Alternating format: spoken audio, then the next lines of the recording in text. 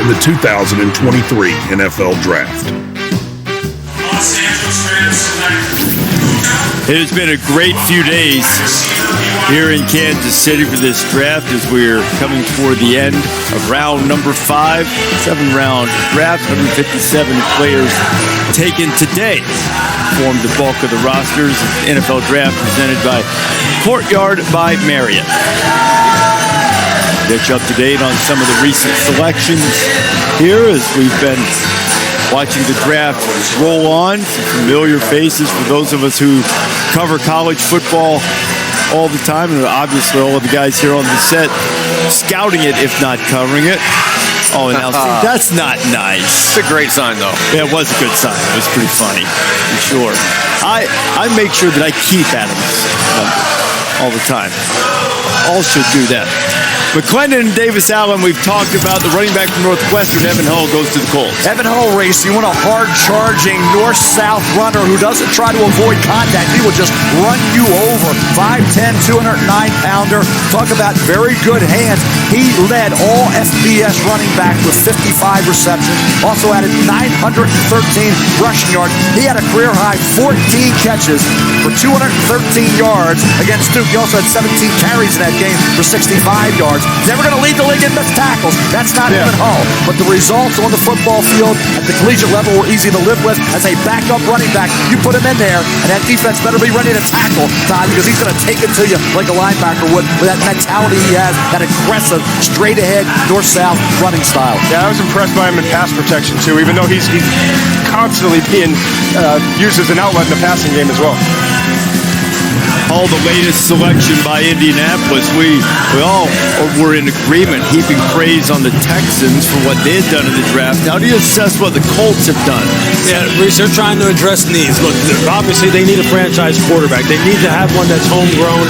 And right now, Shane Steichen is in charge of Anthony Richardson's career. Those two are going to be tied neck and neck together for the rest of their career. Julius Brents has to be the kind of guy in Gus Bradley's defense that comes through. Josh Downs, real good slot receiver, great ball skills. Blake Freeland has a chance to start at left tackle.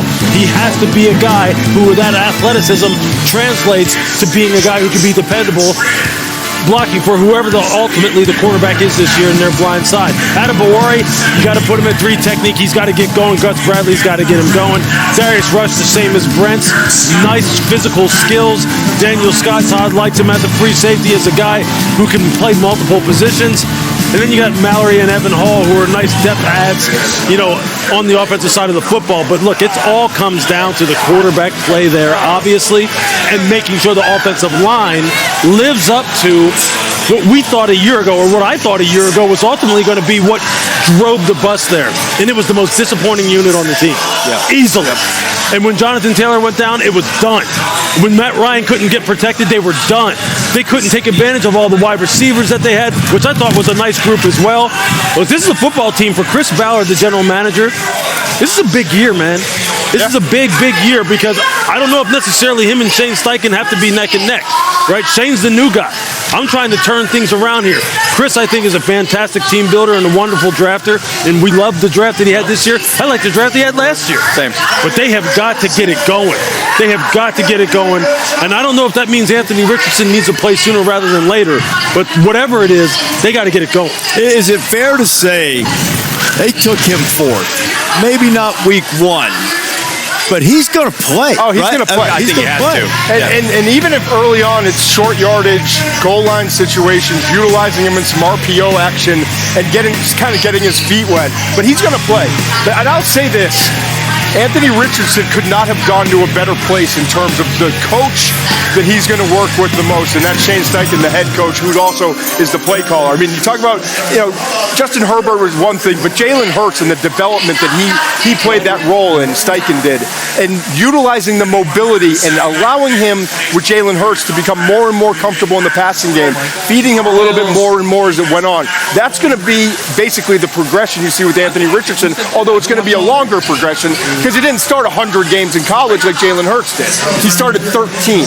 So they've got to kind of manage this perfectly, but if they do, This is a generational talent. I know we overuse that, but physically, he's the most talented quarterback we've ever seen drafted into the National Football League. Put a little perspective on what you just said, which is a great point, the number of starts in the comparison with Jalen Hurts, right? Yep. Right. Jalen Hurts started more games as a true freshman at Alabama than Anthony Richardson did in his whole career.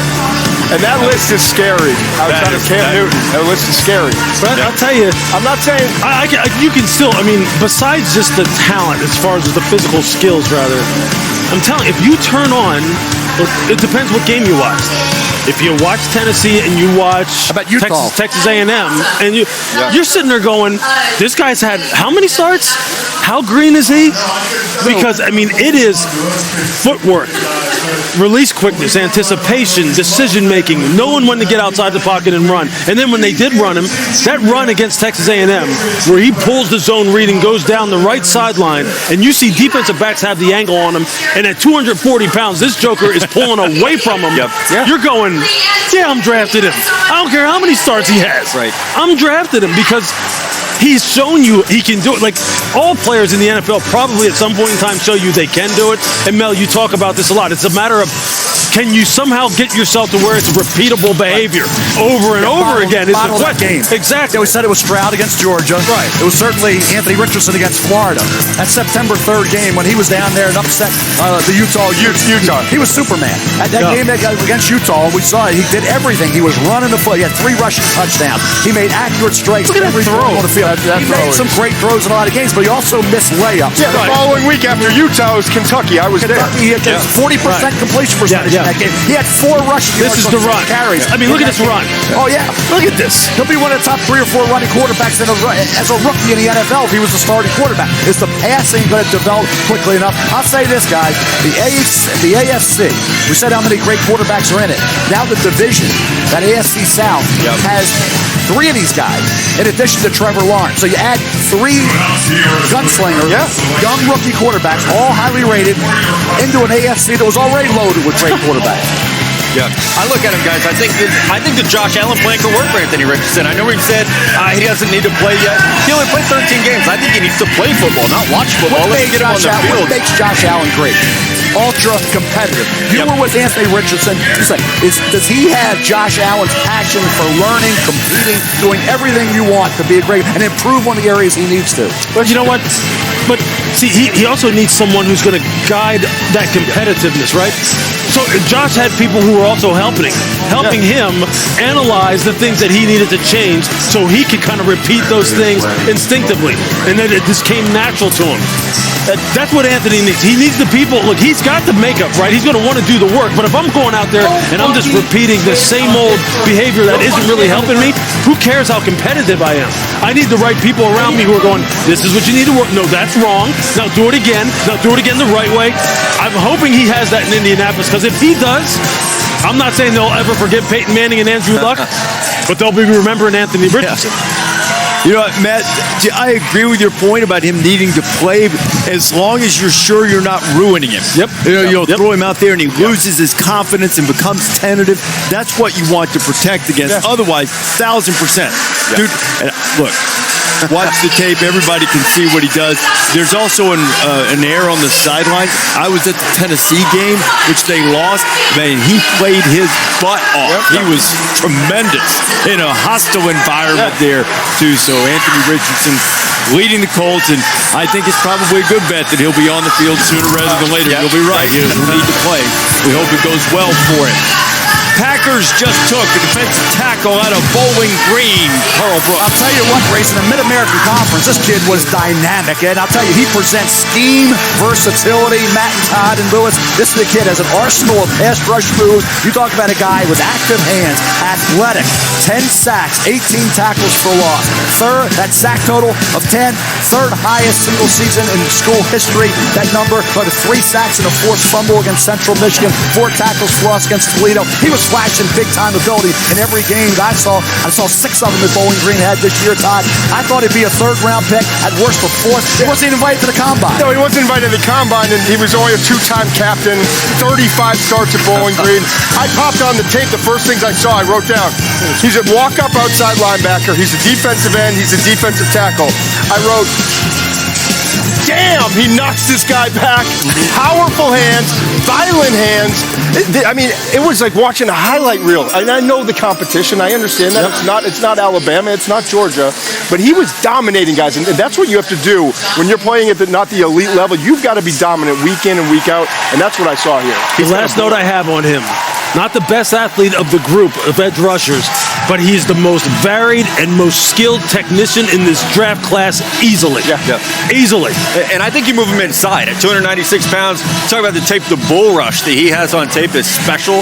So I think at that size, I'm thinking, okay, 3 technique, situational pass rusher maybe early on, but there are tools here. You mentioned it, Mel. We were at the Senior Bowl talking about this guy, the fact that he wasn't there, probably wasn't going to be a Combine invite. It's like, what is going on? He's a talented player.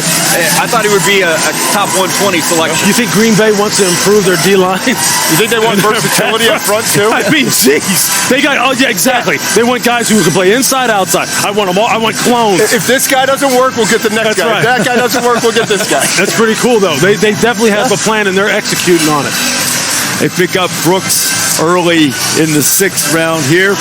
And just after Brooks went, Arizona Cardinals went on the clock, and they took defensive back from Louisville, Keetrell Clark, who transferred into Louisville and made quite an impact during his time there with Cardinals. Absolutely did. I mean, 3-time All-ACC performer, led the team in passes, defense, and interceptions 2 times.